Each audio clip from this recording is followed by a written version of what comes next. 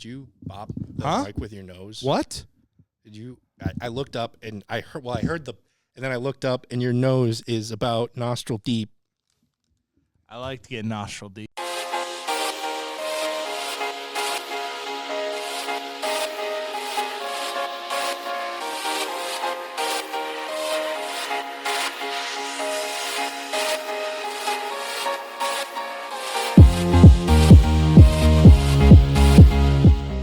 Hello, welcome to another edition of Popcorn Bucket List. And, I'm just going to get in front of it here this week. This is not going to be my most favorite week. Research, sometimes I come into these, I'm like, yeah, I had a lot of fun researching, getting ready this topic here. It's not been a good week for Nick. Yeah. It's all right. That's how it is sometimes. Yeah. I'm sure you had a blast looking at this one. I did. It was fun. Yeah. For those of you who don't know, we're going to be talking about Final Destination here, a little bit of the franchise in preparation for the 6th movie coming out here this weekend. We're going to do another edition, essentially, of what we like to call Die Hard Debate. There's either going to be a graphic over here now, unless I don't have time to get to it, in which case it's going to be really funny when I just leave this part in. But, that's going to essentially be our opening spotlight here. Final Destination, they are known for their over-the-top kills. It's basically the foundation this franchise is based off of and everything. So we thought we would sit down here and each pick what we think is the most over-the-top kill in the whole franchise. Well, not the whole franchise. We haven't seen the 6th one yet, so we can't count that one. Mm-hmm. But in the first 5 movies. So we're going to each pitch our own argument, essentially, of what we think is the most over-the-top death, and then we will let you, the viewers at home, vote on which one you think out of our 2 arguments, or, suggest your own as well, but also let us know which out of our arguments, because that's really all it's about, is beating each other in mental combat. That's what we do. Couple of little rules here. We are not talking about the most satisfying, but the one that made us go, what the H, the most, the thing we thought just kind of went over the top the most.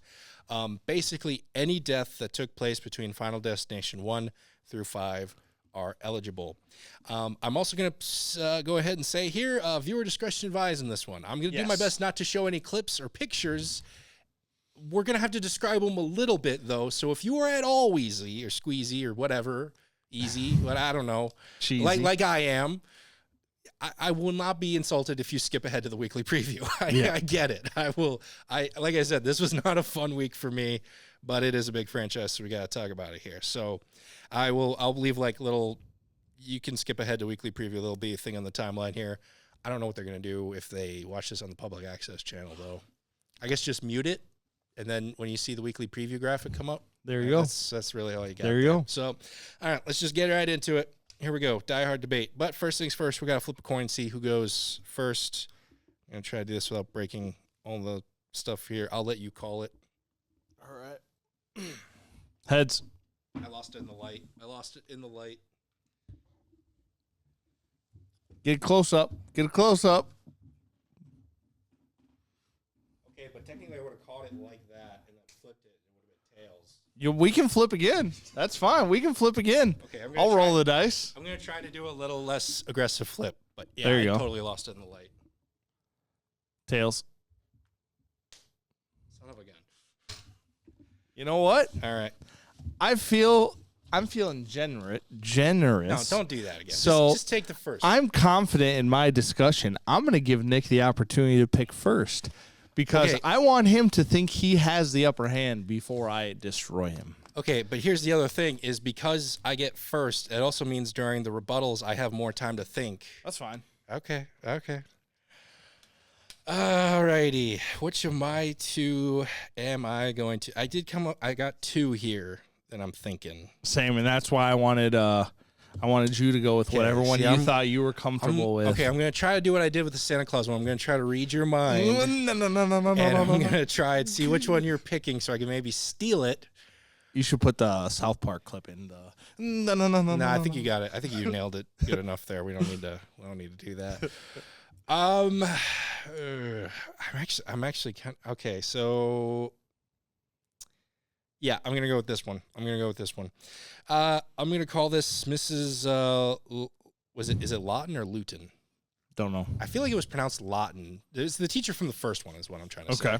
I feel like it was pronounced Lawton, but it's like spelled Luton or something like that, so I don't really know. But I'm going to call it her kitchen catastrophe.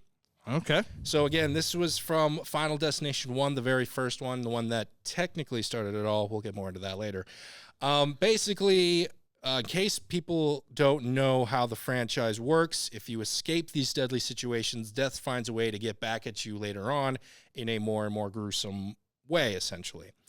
And the reason why I think this one is the most over the top is because not only did this teacher do the nicest thing possible to get out of this situation, you know, they're going on this big trip to Paris. It's a class trip. She volunteers to basically sit it out, lose a few days of it, because a few of these students got pulled off the flight and all that sort of stuff. She's doing what she thinks is the nice thing to do. She's not intentionally trying to cheat death here. She's just being a good person. And this is how death repays her with not one, not two, but 3 grotesque things that any one of them would have been enough. Many others do kind of face 1, maybe 2 ways they kind of die or whatever. But again, without getting into too much detail here, the computer she's on explodes, causing shrapnel to go places it should not go. Yep. That's 1.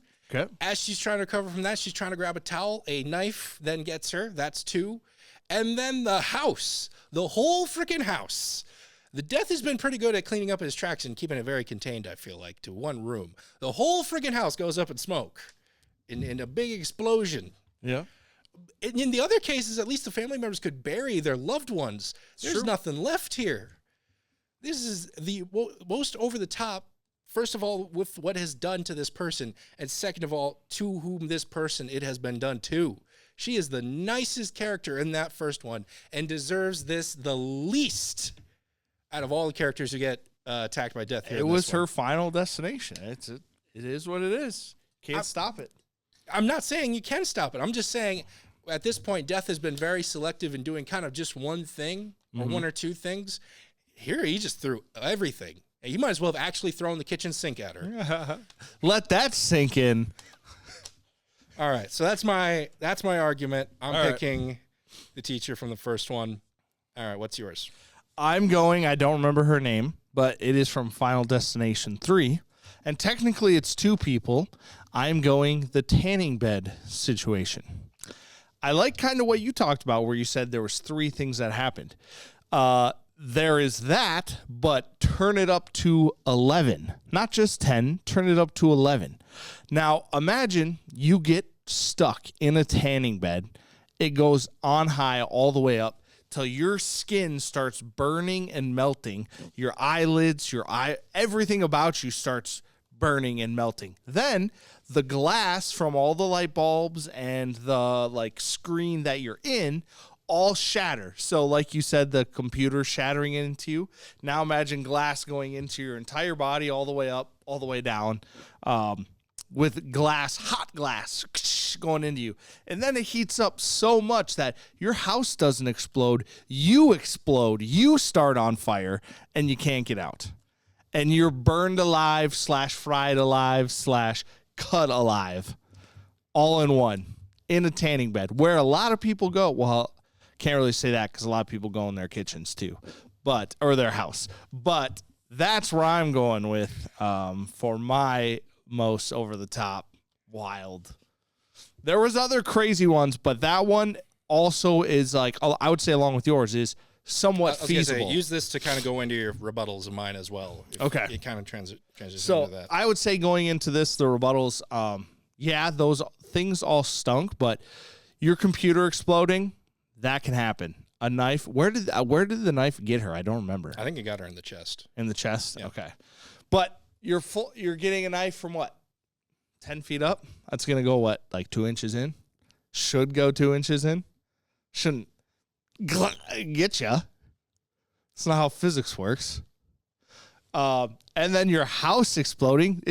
Does she instantly die when the house explodes? I don't remember. I think it's safe to assume she does. Okay, but all of that is way less painful, way less gruesome. And when they shot the tanning bed scene, it is it's shot almost in like UV. It looks like because it's like a blue light. So their skin just looks red and gross and like gruesome. I would say that's more gruesome, the whole scene, than just like, oh, I got a knife in here. Oh, I'm bleeding. Oh, my house blew up. You don't even see the person really. The house blows up because there's nothing left of the person to see. Yeah. So that's okay. There it is. Is that all your rebuttals? Yep, that's all my rebuttals. Okay, yep. my turn then. So yeah, I want to rebuttal one of the things you have. Everyone has a kitchen. Everyone has a kitchen. It's true. So it is even scarier because all those things that are in there could happen. Not everyone uses a tanning bed. So it's got the fear factor to it. I also want to talk about your whole only 2 inches into the body going, so that's about that much. That's skin going into you. Right. That's enough. That's enough to kill you, first of all. Second of all, it was a pretty big knife, so it's going to do a lot more damage and all that sort of stuff. But the main thing I want to talk about here is those characters were, the tanning bed characters were kind of asking for it. Yeah, that's fine. They were a fine. little snotty. I don't mind that. Yeah, I know. I'm just saying it was really just the one thing, though, that was affecting them. But the tanning bed. Here, you had each of those 3 things could have easily just done it, and that would have been it. It's over the top because it's 3 separate things. It's actually even more than just the kitchen. Like her computer's in the living room and everything. And then to me, it's just the fact that yes, their bodies were pretty well burned, but they were still, able to be collected and buried. The family could have mourning and all that sort of stuff. Not only that, the teacher was trying to get out of Dodge. She was trying to leave this. She didn't want any part of this. She didn't ask to be any part of this. She was doing everything she could to get out of there and couldn't get out in time. Not that you could really run away from death anyway, but you can't. Yeah, you can't. You can't run away from death. Doesn't like when he changes his plans. All right. So yeah, that's my rebuttals against that one there. Let's move into some final statements here. And my final statement, I guess, would be is, we just celebrated Teacher Appreciation Week. We just spent all this time trying to shout out those people who have rough careers. They're not treated very well. Let's be honest. And so if you truly believe and appreciate your teacher, vote for Nick. For Mrs. Lawton.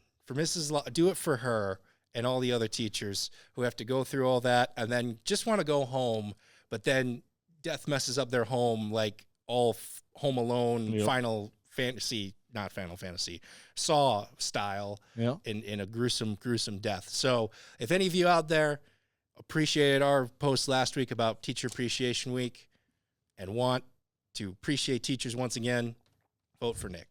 Oh, very good. That's my final statement there. Very good. All right. Well, I like some of that. However, I will say death does not matter if you're a good person or a bad person, what you've done, what you haven't done. So death is coming for every single person, no matter what. If you're good or bad, in between, death is coming for you. 2, also with summer right around the corner, we need to talk about the importance of not getting sunburned. And one of those things is you could do some small tanning, especially if you're going on vacation. So some people go on vacation and they need to tan before they go so they don't just instantly get fried. So if you're a fan of safety, public health, or what do the kids say? Hot girl summer? Is that a thing? Or something like that? Girl summer? I think so. Whatever. Yeah. Sounds right. Yeah. So if you're a fan of any of those things, especially safety, everybody can be on board with safety. You should definitely vote for Ryan and the tanning bed scene.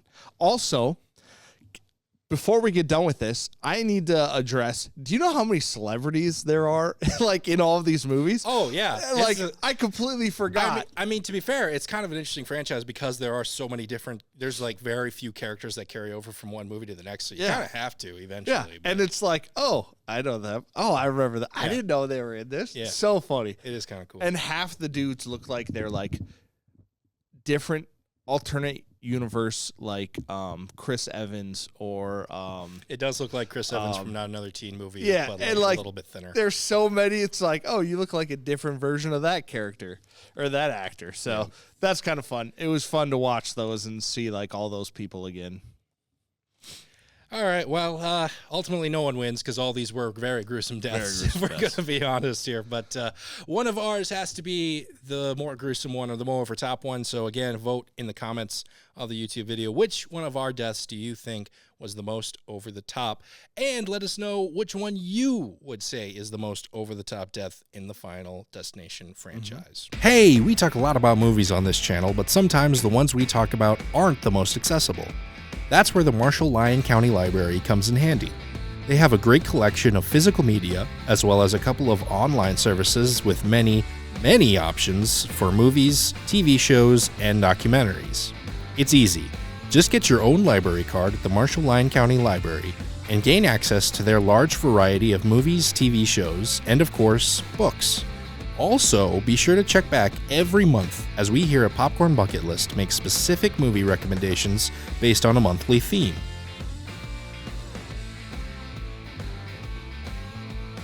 So head on over to the Marshall-Lyon County Library for some of our favorites and check out the channel to get even more movie recommendations. And now, on with the show! But with that, that's a perfect way to segue into our weekly preview here, where we're going to talk a little bit more about Final Destination Bloodlines premiering here this upcoming Friday, May 16th. This one's coming straight to theaters, rated R. 6th movie in the Final Destination franchise.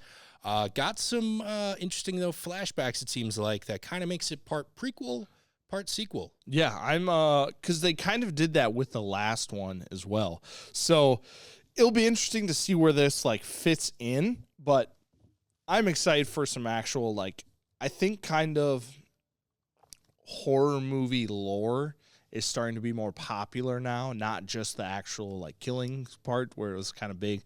Like you think like slasher films, it was just highlighting that, but I think the whole like the lore of stuff is more popular now. So I think they're really diving into that here.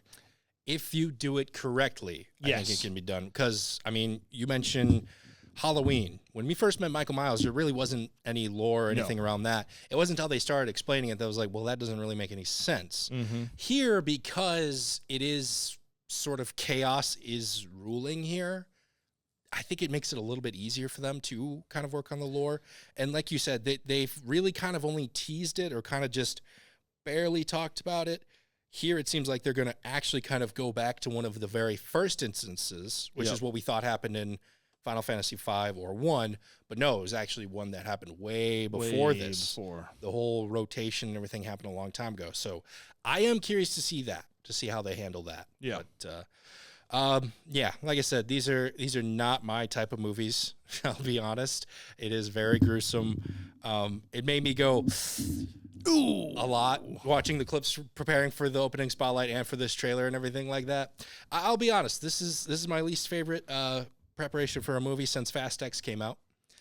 But this franchise has its fan base, and they are getting really creative with their kills. Yep. That's the bread and butter. And that's what people want to see. So yeah. So I will say also kind of a small factor here. I think a reason to kind of check this one out. You mentioned before how there's all these different stars through all of them. It's because, well, spoiler alert, not a lot of them make it movie to movie, except for one guy. There was one character who was played by a guy by the name of Tony Todd, who unfortunately passed away last year, but they were able to film his part in the making of this one, making it one of his final roles. Oh, cool. So I would say check it out just for him. See if that kind of ties it all together. Yeah. Because he's really been the only consistent character, I think, through each or at least most of them, and has been kind of the only one who's been trying to piece all this together. What is the rules? How do you maybe escape it? All that sort of stuff. So it'll be interesting to see him in this one as well.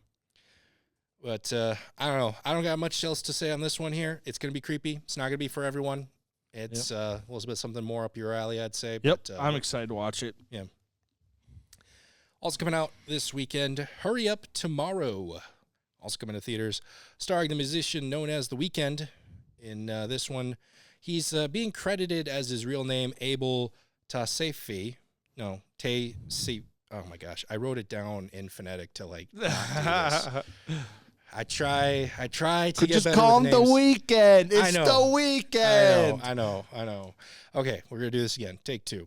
Abel Taysefi. Yeah, sounds good. Sfee. That sounds Tay good. Sfee. There you go. I'm just gonna call him Abel. I'm just calling him the Weekend. Okay. It's the Weekend. Okay, we'll call him Abel, and we'll call Barry Corgan's character Kane. That's cool. Kane and Abel in this I one. like that. And then I don't know who. I guess Jenna Ortega is just Jenna Ortega Yeah. in this one. Throwaway. As far as the story goes for this one, I really don't know what to I have say. no idea what's going on, except she ties him up and like burns him. It looks like, which might be the only reason why I watched this. It looked like there was so much going on, and I'm not a huge fan of the color palette that they chose for this. Yeah, I didn't know The Weeknd was. I know he's done some acting, but He was in Uncut Gems for like a hot minute. yeah. So is Kevin Garnett. Where's his Hurry Up Tomorrow championship movie? I don't know. Okay. We'll get Adam Sandler on that, I guess. I don't know what to tell you there. Yeah. Like we already said, this movie also stars Jenna Ortega and Barry Corgan. Yeah, I think I read somewhere there's maybe some time travel involved. Again, I had to read that somewhere. The trailer definitely doesn't give any of that away. Trailer doesn't give anything away. I had to read that from some synopsis somewhere. And as fans of the show know how much of a fan I am of time travel, that did pique my interest a little bit here. Yeah. But Yep, this is one I'd like to watch because it does look cinematically cool.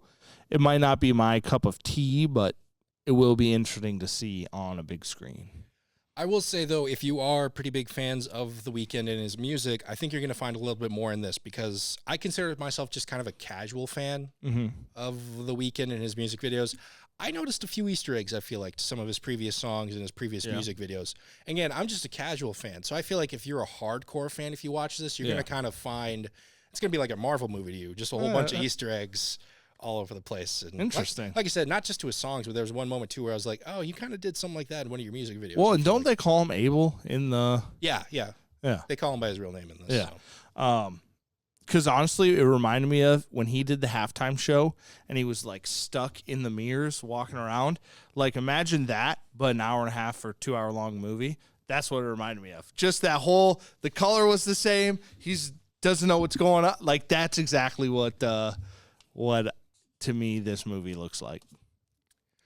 All's coming out this weekend here. Very dark weekend. We got a movie called The Ruse. This week's episode of Popcorn Bucket List is brought to you by the character of Death and the various spirits. Because that was the other thing in the Weekend movie, too, where I think like the opening line in the trailer, they like mentioned Death right away, too. And I was like, geez, this guy is 3 for 3. He's busy weekend. Busy weekend for him. It is. It's the Weekend Death here. This one, this movie, I should say here, kind of talks about a caregiver who is hired to take care of an aging composer whose previous caregiver up and left. Or did she? Ooh. Is the house haunted? Does this composer lady know more than she's letting on? Is this job still better than most nurses and caregivers face on a daily basis? All good questions, I feel like.